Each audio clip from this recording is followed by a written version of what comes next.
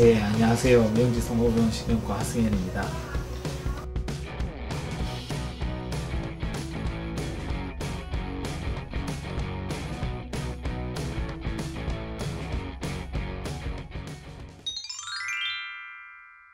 일단은 모든 두통에 있어서 검사를 다 받을 필요가 있는 건 아닙니다. 그런데 위험한 두통이라든지 아니면 중년 이상에서 새로 발생한 두통이라든지 두통과 함께 이제 특정한 증상들이 동반하여 생긴다든지 어지러움이나 눈앞이 번쩍거린다든지 물체가 두 개로 보인다든지 아니면 걷는 게 이상해진다든지 감각이 이상해진다든지 이런 것들이 증상이 있을 때는 머리 검사를 해봐야 되는데요. 그런 검사 양이라든지 이런 것들은 일반적으로 이제 신경과 전문의와 충분히 상의 후에 결정을 하는 게 도움이 되고, 우리 병원 같은 경우에도 환자에 따라서 이제 환자 개인별로 다른 접근 방법을 취하고 있습니다. 대표적으로 머리 MRI라든지 머리 CT라든지 혈관 CT라든지 뇌혈류 검사, 그리고 또는 안면 감각 기능계 검사 등이 유용할 수 있고, 그리고 외에 스트레스 지수를 측정하는 여러 가지 설문지 같은 것들도 많이 도움이 되게 됩니다. 기본적으로 두통의 치료에 있어서는 그 유발인자를 제거하는 게 첫 번째입니다. 그래서 스트레스를 많이 받고 나서 두통이 악화된 분들은 스트레스를 덜 받게 해주는 게 치료가 될 거고, 잠을 못 자면서 두통이 악화됐던 분 같은 경우에는 잠을 잘 자게 해주는 게 1차적인 치료기는 합니다. 그리고 아파서 오셨으니까 당연히 안 아프게 해주는 것도 필요하고, 그것이 이제 약물 치료, 주사 치료가 기본이 됩니다. 그런 것들을 관리를 해주고 나서 아까 말씀드린 것처럼 2차 두통의 원인이 있다고 한다면 그 원인을 반드시 제거를 해줘야 될 것이고, 그런 2차 두통이 없다고 한다면 이제 대부분 편두통이나 군발두통과 같은 좀 심한 1차성 두통으로 결론이 나게 됩니다. 우리 병원에서는 1차성 두통에 대해서 후두신경 차단술 같은 것들을 하게 되어 있고요. 후뇌 뒤통수 신경 차단술이라고 합니다. 그것을 첫 번째로 할 수도 있고, 근막 동통 증후군이 동반되어 있다고 한다면 유발점 주사 치료 같은 것들도 당연히 가능합니다.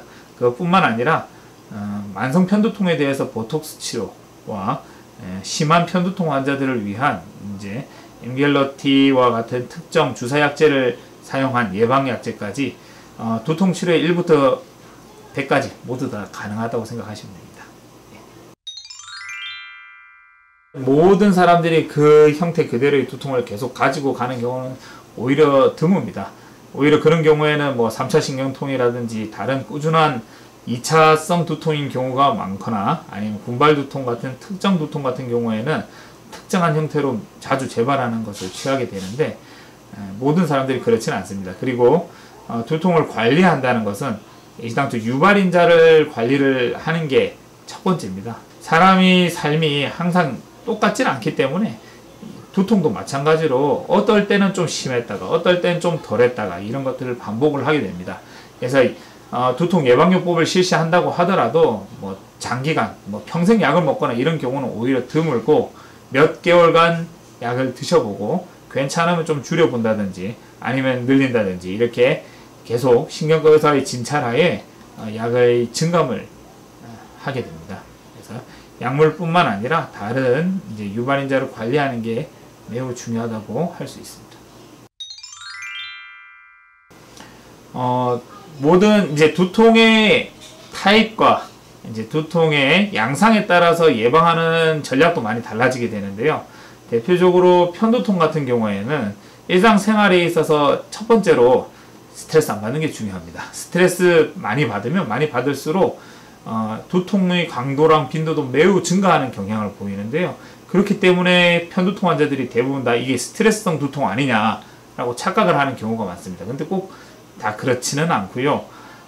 편두통 환자들 같은 경우에는 일반적인 스트레스를 받은 다른 분들의 스트레스성 두통에 비해서 두통의 강도가 훨씬 심합니다. 그 두통으로 인해서 일상생활을 못하게 되기 때문에 스트레스를 받는 것만으로도 편두통을 악화시킬 수 있는 요인이 되는 겁니다. 그러니까 가능한 한 스트레스를 안 받는 게 첫 번째고요. 두 번째로는 잠을 잘 주무셔야 됩니다. 잠만 못 자도 머리가 아픕니다.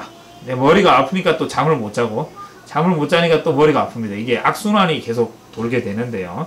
머리 많이 아파 보신 분들은 제가 하는 말이 무슨 말인지 바로 알아들을 겁니다. 그렇기 때문에 하루라도 잠을 잘 자는 게 필요합니다. 그럴 때는 특정 약물의 도움이 한 번 정도는 필요할 수 있습니다. 물론 이러한 수면 관련된 약을 매일 먹는 것은 몸에 당연히 좋지 않기 때문에 그런 것은 피해야 되겠지만 한 번 정도는 일단 잘 자면서 두통이 없어지는지 확인하는 것도 필요할 것 같습니다. 그리고 마지막으로 이제 편두통 같은 경우에는 편두통을 악화시키는 특정 음식이나 냄새나 이런 게 있는 경우가 상당히 많습니다. 그거는 사람마다 모두 다 다른데 대표적으로 이제 밝은 빛이라든지 자동차 클락션 소리와 같은 시끄러운 소리라든지 아니면 이제 조미료 많이 들어간 음식, 또 커피, 치즈, 와인 같은 것들을 먹었을 때 두통이 심해지는 경향이 있으므로 그거는 이제 개개인별로 음식이랑 냄새 이런 것들을 좀 조심하는 게 두통을 예방하는 데 있어서 상당히 도움이 됩니다.